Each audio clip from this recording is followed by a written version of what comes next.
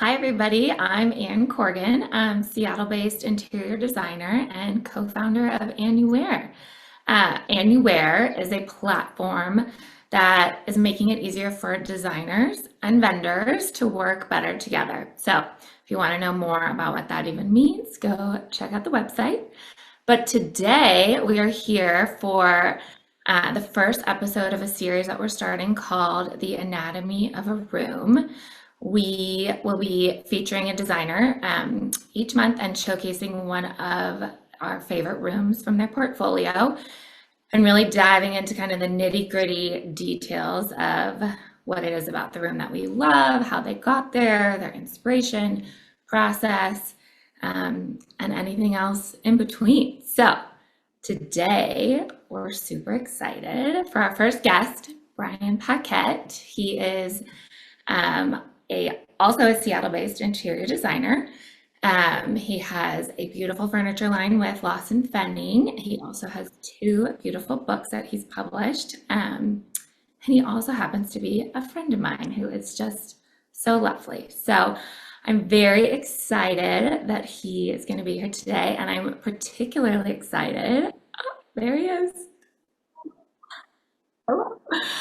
I'm really excited to dive into the room that we're talking about today because I think most people that are here today probably know who Brian is and are very familiar with his work. But the room that we'll be talking about today is in one of his books, but I think that it's a little bit of a different take on Brian Paquette interiors. So, anything you want to say? I'm just excited to be here. Yeah, and I'm so glad you chose this project and specifically this room to do because I feel like it just, like you said, it kind of gets glossed over, but I think it has probably more stories than a lot of our projects. So I'm really excited to do this with you. So thank you for having me. I love it. Okay, so we can kick it off. I'm curious because this particular client, if I did my research right, I believe that they're based in New York, but this That's home is correct. in the Pacific Northwest. It's up on Whidbey Island, which is a beautiful, kind of typically like second home, summer home kind of spot. So how did this client find you? Yeah, so you're right. The client is based in New York, and this is the home on Whidbey has been in her family for, I mean, at this point, probably like 70 years, and it's gone through a couple of different iterations. The client found us randomly through a designer friend of mine and her designer, Ashley Whitaker, who's based in New York, who had done two homes for her on the East Coast. And when the client asked Ashley if she wanted to do this project out here. Ashley was just a little too busy and quickly recommended that she contact me, which was incredibly flattering and just so lovely. And so, yeah, we linked up, and the project was, I think, like we'll sort of dive into, was seemingly out of my kind of quote unquote range, but I really like to challenge that. And I think, as you'll discover, um, there's actually a lot more ties, design wise to this sort of design than maybe what people are more known or what I'm more known for in my work. So this should be really interesting. I love it. So, Okay, well, I think we've built the suspense long enough. Let's reveal the room and the project. Um, so we will be diving into the living room here in this beautiful home on Whidbey Island. And I think, when we keep saying, oh, this is so different than Brian's kind of typical work, I feel like, what I think of when I think of you is a very kind of earthy palette. I mean, it is very kind of representative of the Pacific Northwest, which, as an aside, we'll get to. You are not originally from here. Um, and I think just really integrating like textures and tones and layers in that way. But I think when we look at this, we're obviously seeing a lot of really just red, white, and blue.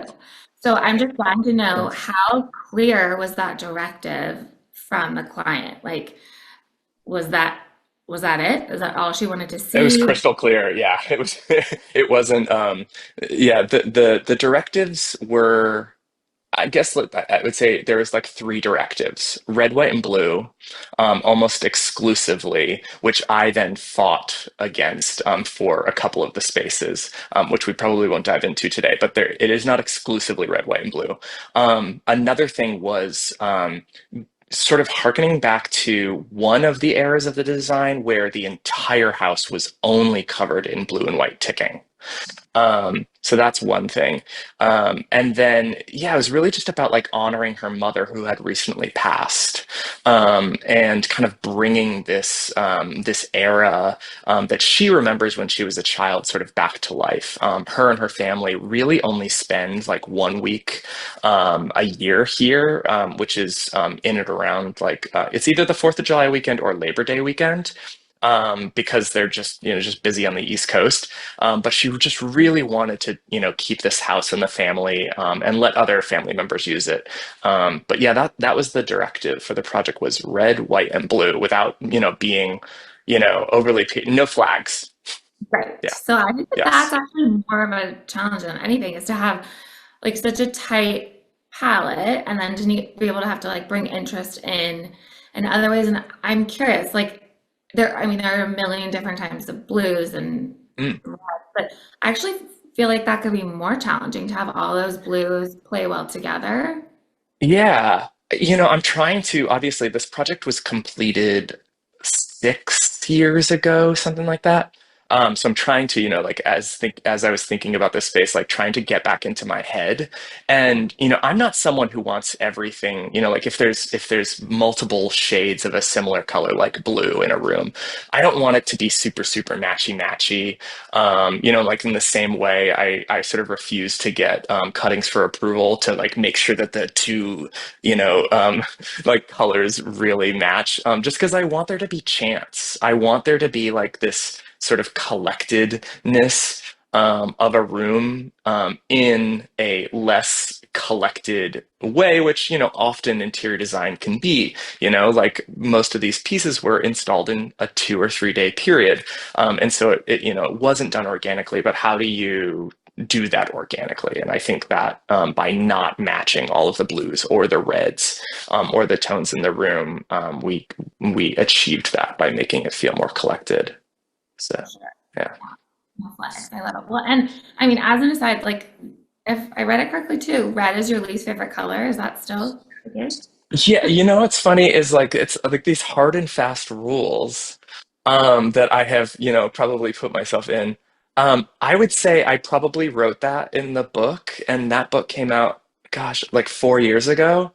I would not limit myself in that way anymore. I would not put so many absolutes. I'm literally wearing red, which is I just realized like this is not it's a coincidence. It was not planned.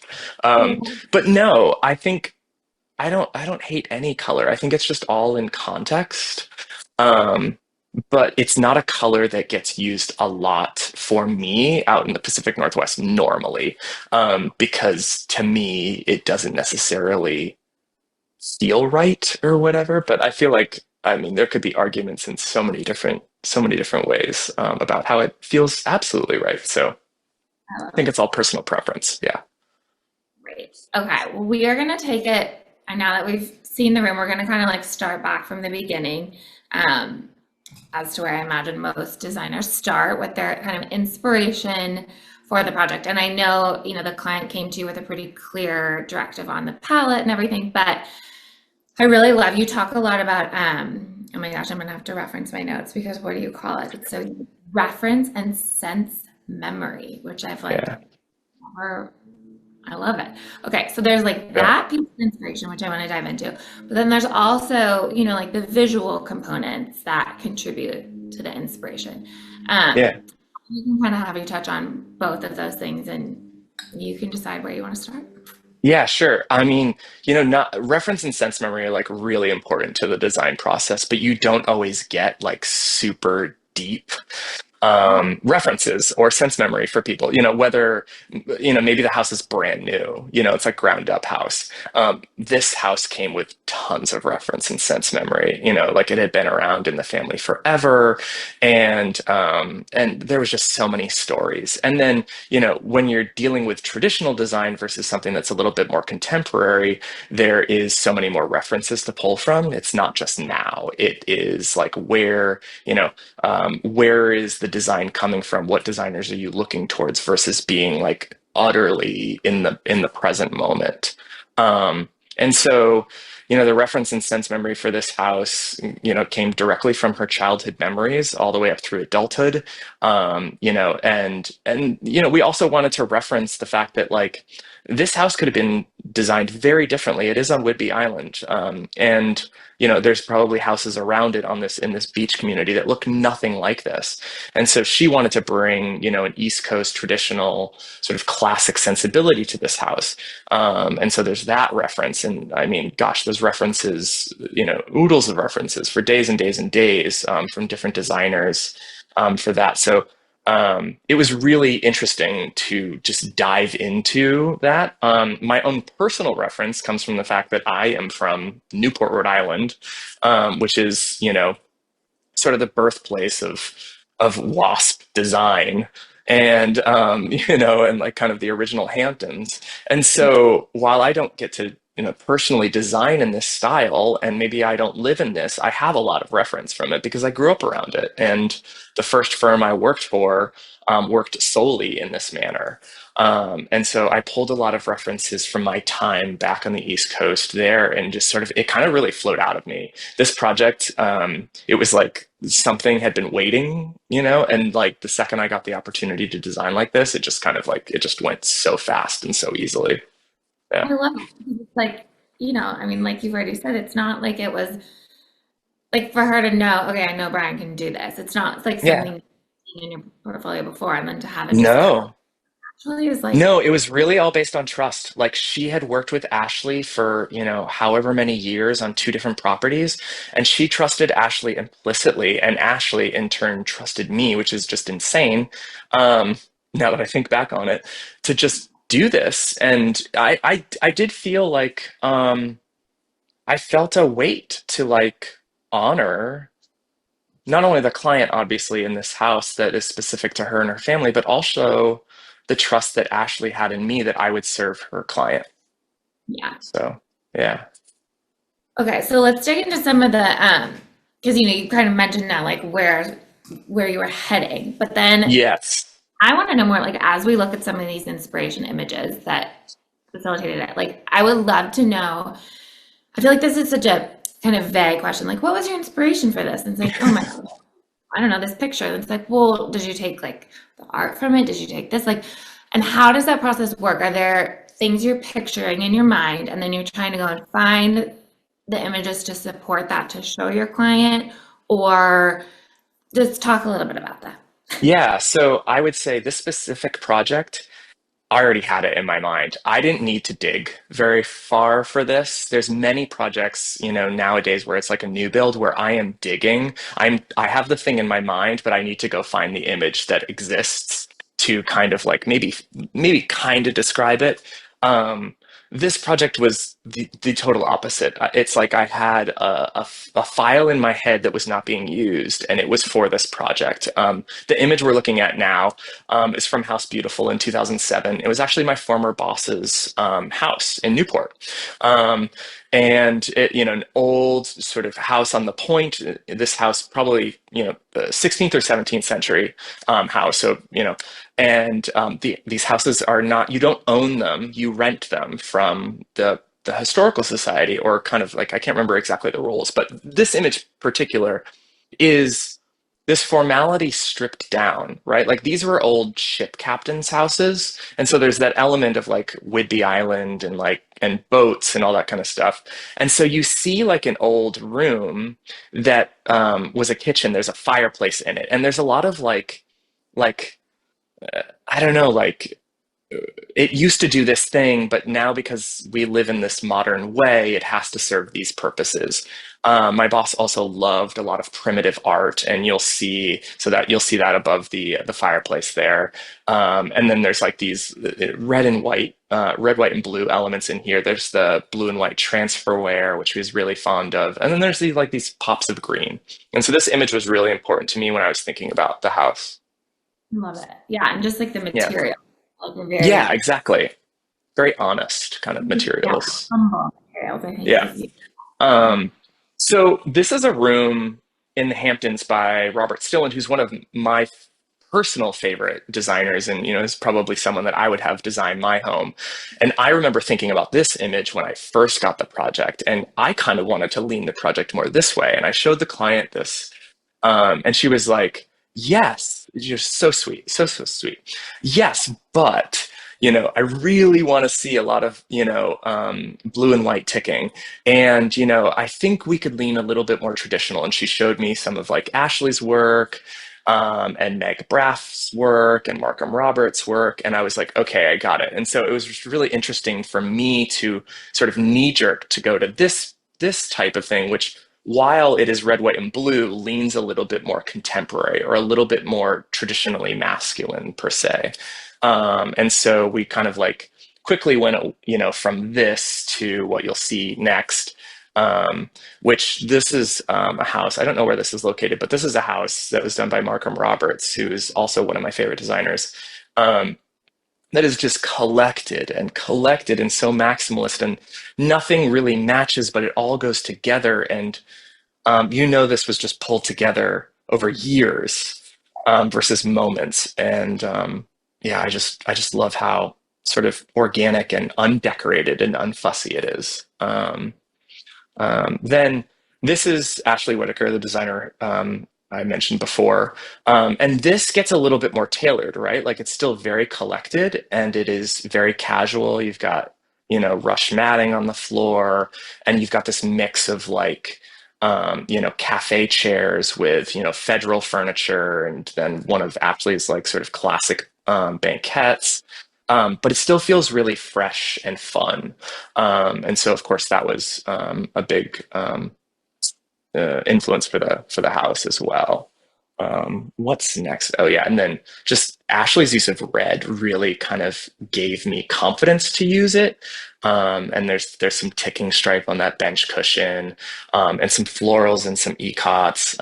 But yeah, I kind of really had to gain confidence when it came to this red at that point. I was like, I need to see some images where it's used in a way where I feel good about it. And so this was one of those images. This is another image of my former boss's house from House Beautiful back in 2007. And here, once again, it's like there's shutters and white slip covers and British imports and Chinese exports and just all of these things together. But it's really relaxed and collected, and I love that it's all of these things, yet it's like nothing. It's truly like sort of like his style, and so that was a big reference for me as well. Well, I also think Um, lines of the furniture have a lot to do with it because I think in that initial image that you mentioned, you had shown her, um, the was it? Now I'm gonna butcher it. Robert Stone. it was Robert Stillen, yeah, yeah, yeah, yeah. And Everything's more the lines soft in now. that were like a lot cleaner and like the Yeah. box top sofa and all that. And then when we look at like the where you ended with our living room, I mean the bend on the sofa and on the chairs and just gives a little more, I don't know. Yeah, it's just sort of like a little bit more. It's like we went from like Joseph Franck, like in this sofa here, to something that's just like a little bit more traditionally feminine or curved, just to add some softness to it. And I think the client really appreciated that. And obviously there's leg detail and some swoops and some interesting shapes to take those patterns. Yeah, yeah, yeah. Okay, so once you guys were aligned on kind of inspiration, direction, getting all that situated, okay, then typically I feel like we go to floor plan, furniture Hmm. layout, Yeah, um, pop that up and take a peek. And yeah. I'm just like, I think a lot of design is driven by obviously how many people you want to like comfortably sit, what you're planning Yep. on doing in that. I mean, usually in a living room, you're going to be sitting, chatting. But were there any other considerations for floor plans, or was this kind of Yeah, the one? so it was, basically two focal points, the fireplace and then the view out those French doors. And, like how can you enjoy both at the same time? Um, the client actually would come out here by herself to do, she was a writer. So she would come out here in the winter. And so we wanted it to equally feel warm and cool at the same time. So like if you were here in the winter and she showed up and it was freezing, she could really warm up the place really quickly. And so that's kind of where the reds come in. But the floor plan itself was pretty easy. It's like it's not the smallest room in the world, but it's not the biggest. And there's so many entrance points and exit points. Like you enter the house, there's two entries to the kitchen. There's an entry to a back hallway, and then there's an entrance up to the stairway, as well as an entrance to the deck. And so there's so many. Everything kind of had to be floated, aside from the few pieces that were put against the minimal walls that are here, and we'll get into that. But yeah, the floor plan was kind of dictated just based on all of those entrances. Perfect. Yeah, I love it. Okay. Um, So once you dial that, which looks great, then you go into like thanks. mood board presentation. Uh, Yes. so I love to understand how other designers present. Like, are you going full home? I mean, I know what we're looking at here is specifically the living room, but Yeah. I mean, I see the Schumacher, like the trim that was on the base of the sofa. Yeah. Um, like you are so dialed here on this mood board. I feel like That's I'm so, funny. but Yeah, I it's mean, funny that you say that. talk to me about that. Are you really, are you Yes, like, so this is not what I showed the client. This is my head working through the process. So while someone else was like at the time doing like the technical work, like doing the floor plan, I was out scrambling because I probably didn't have a single red fabric in our library. And so I was at the design center and like ordering samples from a bunch of different places. So this is kind of like a working mood board. Most of it ended up in the space, but there's definitely some elements that you see that were not in the space, and those elements were probably the more like kind of contemporary elements. And we really just were like, no, let's go traditional. So getting back to your question about how we presented this house. She flew in from New York. We planned 4 hours at our studio with her. We actually had ordered lunch to be brought in 2 hours into the presentation. We presented the entire house, every single detail to her, down to like the plates and napkins and every little detail. She wow, was there. She didn't say a word. She was there for 1 hour. And then she gave me a hug. And then she was like, I'm off to go see my cousin for lunch. And an hour later from that, lunch showed up for the rest of us. And we were done and we were on our way. There were no changes made whatsoever to the amazing. presentation, and we were sort of off and running. Um, Yeah, and yeah, it was just kind of like she did her homework. She trusted us implicitly, and she really wanted to see our full vision. And that's how we still do presentations. Like we really want people to see full vision. So, Right. um, because this isn't what they do every day, and so I kind of want to give people full context for space. Yeah. Okay, so I want to dive a little bit more also into the art because it's interesting Mm, that, well, for so many reasons I want to talk to you about art because for people who might not know, that's where you really come from and that's what you studied. You are an artist, and I imagine that you are. I imagine that thanks. that really influences your process, and I think that it's such a subjective piece of this whole thing, and I feel like Mhm. there's so much incredible art in this project. I just want to like understand how was a lot of that happening from the beginning? Did that influence like just I'm not even really Yeah, asking you. yeah, yeah, totally. If we can go to like the overall picture of the room, I think this will be sort of helpful for me. But yeah, the art was considered while I was designing the space. Like I knew in my head, I guess a lot of the art came from the references of the home of my former boss and kind of how he did art. And there was like, you know, obviously the bones were super traditional. Most of his furniture forms were pretty traditional and like the textiles he used and everything like that. But when it came to his art, there was a lot of reference around modernism, sort of like outsider art, and really like sort of simple, minimal pieces. And I loved the juxtaposition of that in his homes and in his work as well.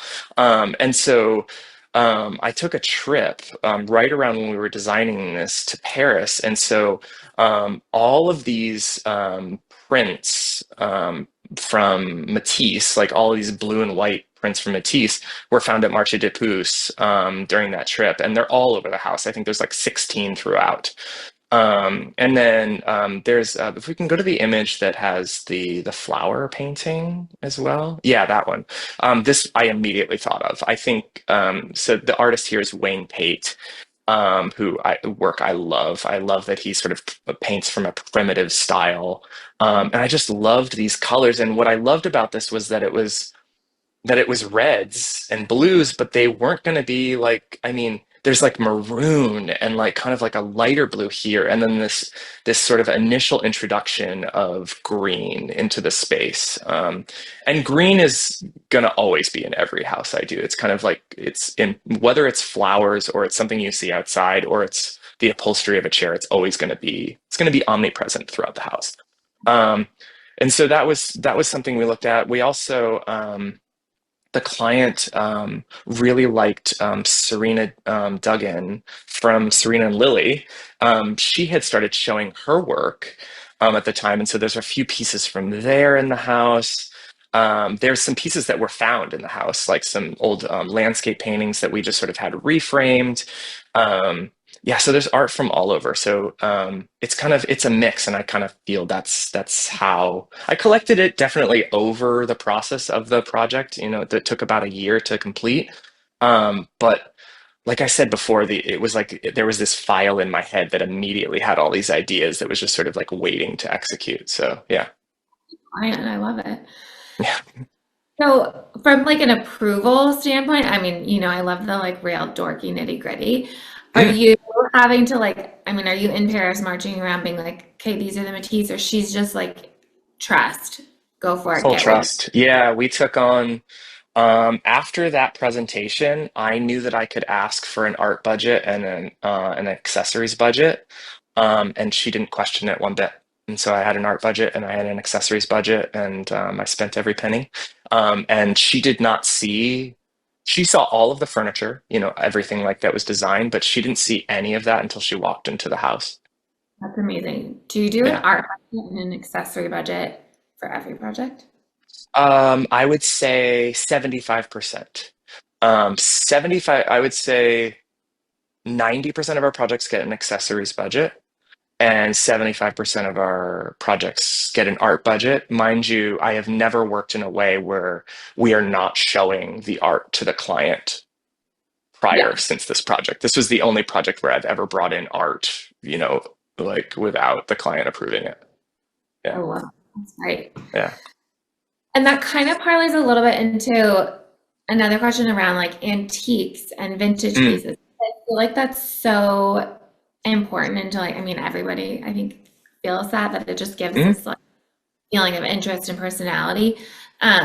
But again, I feel like that can be a bit of a challenge because, unless you're going to like a cherish or a first dibs, which is great, and putting something on hold and whatever, sometimes you can like miss the moment. So mhm. how do you have any like tips or if you had any? Yeah, so this is a really good question, and I feel like it kind of like puts me on blast here. So antiques terrify me. Vintage shopping, it's like I love it, but when it comes to the client process, it's one of those things where it terrifies me. And so, frankly, we don't do it a ton.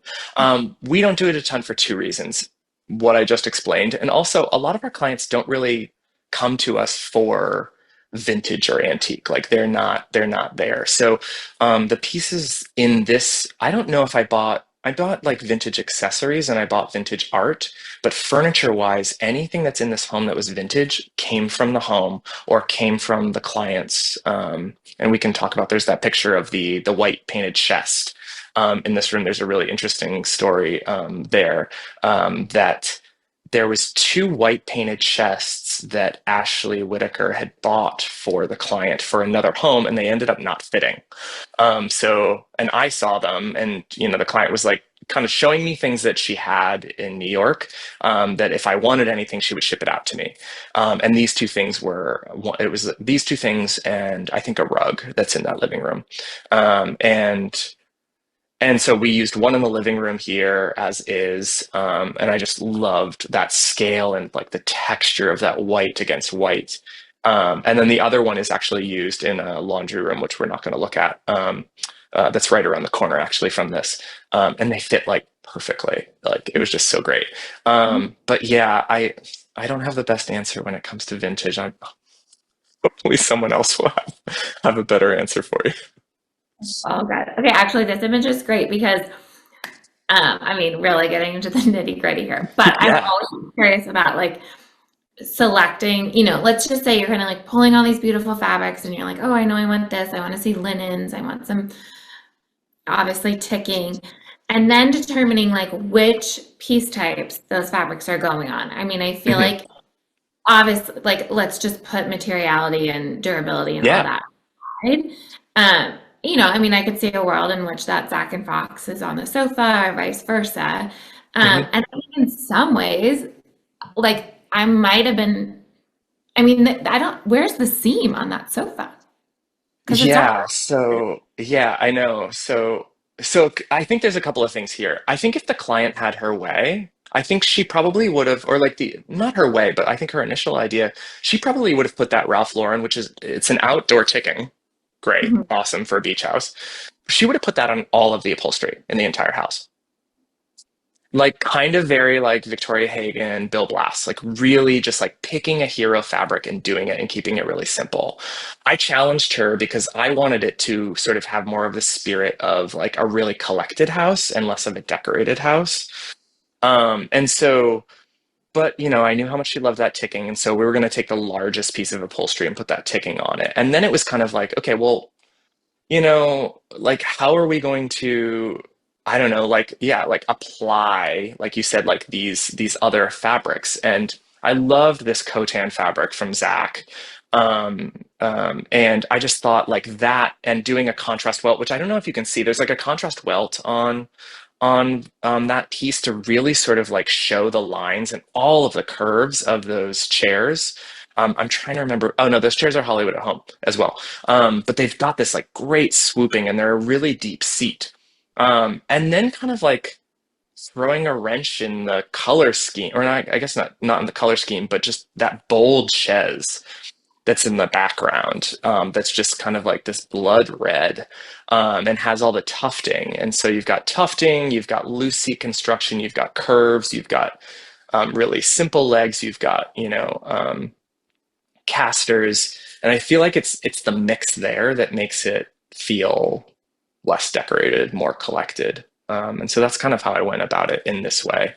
Um, and to her pleasure, I did use that. Um, did use that ticking in other places. So yeah, on the curves and everything. I know. Well, I also just like want to have a moment for that pattern matching, which you probably can't see on this image, but yeah, in it's great. Like the on the curve of the sofa, they did an incredible job. Those guys are incredible. Yeah, okay, well, so let's chat a little bit about the products. yeah, yeah, Because I mean, a big part, I think, of just making things feel interesting are discovering new vendors, new yeah. products to go. So let's take a peek and chat about some of the favorite things that you incorporated.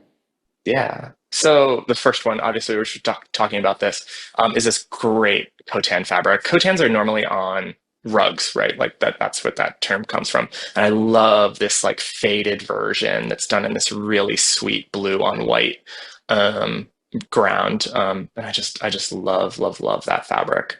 The next piece. Um, let's see what we got. Oh, yes. So one of the things that I immediately thought when I thought of this house was splatterware, and like Italian splatterware. And so March does this incredible collection of all different colors, not just blue and white, but the entire dinnerware collection for this house was done in this blue and white splatterware, and I just love how informal it is, but it's just so fun. Um, the next piece is, I believe it's a lamp. Um, yes, this is the first and only Christopher Spitzmiller lamp that I have purchased for a client. I love his lamps. And this is like probably the least formal lamp that he does, but it's this matte faux lamp, matte white, which most of his lamps are like sort of high gloss ceramic. And I just love this. It's like, it's traditional and fancy, but also like a little humble. And yeah, I just love that. And in our project, we paired it with this like bright red lacquer lampshade just to kind of just throw it off a little bit. Um, the next piece, yes, okay. So Artifacts is a company in Connecticut, so another East Coast, fine. But I just loved this sort of. I don't know. I think of this as kind of like sort of a mid-century kind of vibe to it, and it feels like coral, and it's matte white with a cement top. So once again, it's like traditional design but really humble materials, and I just love how light it is. I mean, it's technically a very heavy table, but you could see the rug, the vintage rug that was underneath it in the room, and I just love this piece. That's really really great. And the last piece, this is another fabric. So Sewn was another vendor that I wanted to bring into this house. This fabric was actually used in the primary bedroom in this house, which we may look at, we may not get to. But this fabric, I mean, I'm still obsessed with this fabric. It's printed on silk, but like a really rough hewn sort of raw silk, and the colors and the inks are just so divine. And this is something that I don't know if I would have used without sort of digging into like more of like Ashley or Markham's work, because I think I would have felt a little less confident in this type of fabric. But I'm really glad that we went for it. So yeah, so Really those are some of the things that we used. Yeah, thanks. I love it. Okay, so fun. So we're gonna move on and do a little Q&A, and see what kind of questions people have for you aside from Cool. me. So let's see what we have. Okay. Best piece of advice you have for young designers.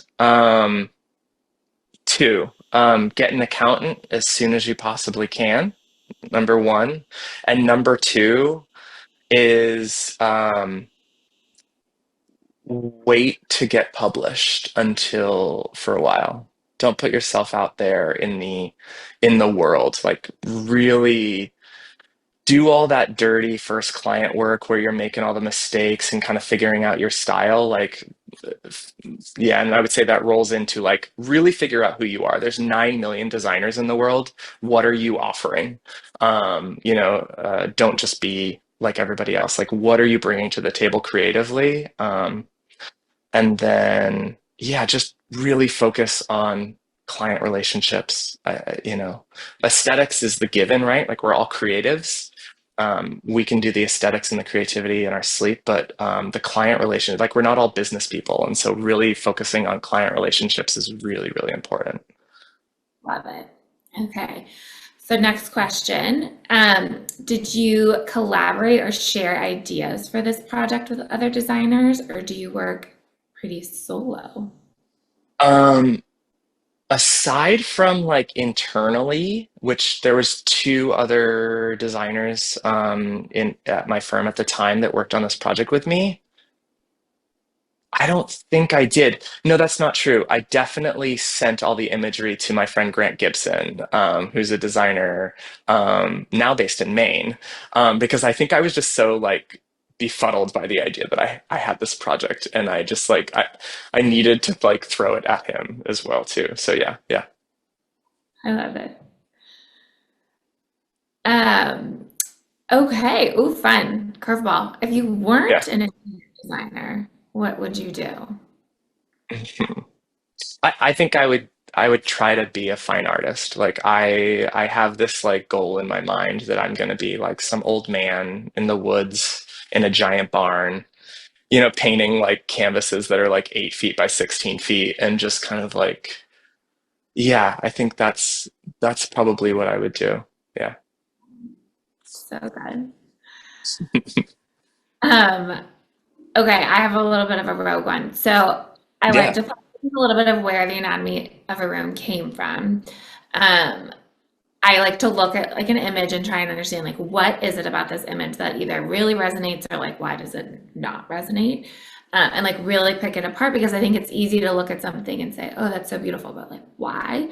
Ah, Or what if like one little thing changed, how would it make it feel different? So reflecting back on that on the room that we were talking about, yeah. is there any little change you would make to give it like a little bit of a different feel or Yeah, I think now, like I said, is 6 years ago. I think if I designed this room now, it would be a lot simpler. It would be a lot cleaner. All of the lines, like the traditional, I think there would just be less stuff. I think I would, um, I now labor more on decision, and I'm really, really picky about the less and better items that are in a room. Um, but it's, hindsight is 2020, so it's really interesting to think about. I love that question because it's like I feel like you could do that for every project, right? We're always criticizing and dissecting our previous work. Yeah. okay, oh, this is a good one. So someone watching wants to know, they'd love to hear more about how you back into the art budget because it feels Mm, really hard to get to a number that clients are not going to be totally taken aback by, but that yeah. also gives freedom to find good pieces. Yeah, so I would say I'll say in particular this project, this is one of a few homes that the client has, and we weren't looking to invest heavily into art in this project. And she made that very clear, that she wanted really interesting things and she was fine to buy original art, but we weren't looking to buy blue chip investment pieces for this. And so that type of budget is just a lot more easy. Um, have I made an art budget, like a number budget since then? No. Never have. And the reason being is that value systems are very different and attachment is very different, and it becomes a lot more of an organic process. So, since this project, there has not been an art budget. Yeah. Yeah, I Yeah. love it. Um, Oof. oh, okay. I love that you can see them. Okay, when looking Yeah. for certain fabrics, wallpaper, etc., how do you find exactly what you're looking for? Hmm, I just don't stop. That's the hard thing about our industry is, gosh, especially with rugs, it's limitless, right? Like you can. But I think I kind of go back to the idea where I had these files in my head about like a project like this, or really like any project. And I just dig. I get, if I'm looking for, say, a stripe, I'm going to get 50. And hmm, I'm going to look at all 50 and I'm going to have them, from different vendors and different price points, and I'm going to have them all delivered. And I'm really going to go through that. And I kind of do that with every fabric. It's a mohair and I want a ochre mohair. Okay, well, I want to see 60 of them. Like, send them to me. And I think it's just kind of that. I think you really got to put in the work. You can't just be like, oh yeah, that fabric worked one time. I'm just going to use it again. Yeah. when you kind of touch on it too in your book of just like referring back to that, Mm, um, what's my problem? Why can't I reference and yeah, reference and sense memory. Yeah. It's just easy. Like if you like have a as a touch point, yeah. yeah, it's like it's having a look and feel. Like you always have a reference point if you're stuck with something. So yeah. Okay, our last question. What is inspiring you today? Oh my gosh. You and like doing this. Like I think this is like incredible that you're doing this. Yeah, I don't know, I like to see my friends excel and I like to see um us all sort of embrace like new ways of sharing our work. So this is really, honestly, this is really, really inspiring me today. Wow. Well, certainly didn't ask it for that answer, but Yeah. okay. Well, this was just such a treat. I feel like so fun to kind of dig into the behind the scenes on a project that I think clearly meant a lot to you in that relationship with the client. And I don't know, maybe we'll start seeing some more red, Oh, white, I and would love it. some Maybe more not red, white, and blue, but more traditional work. Like bring it on. Would love it. love it. All right. Well, thanks everyone for tuning in. And I think that's all we got for today. I don't know. That's it. Okay.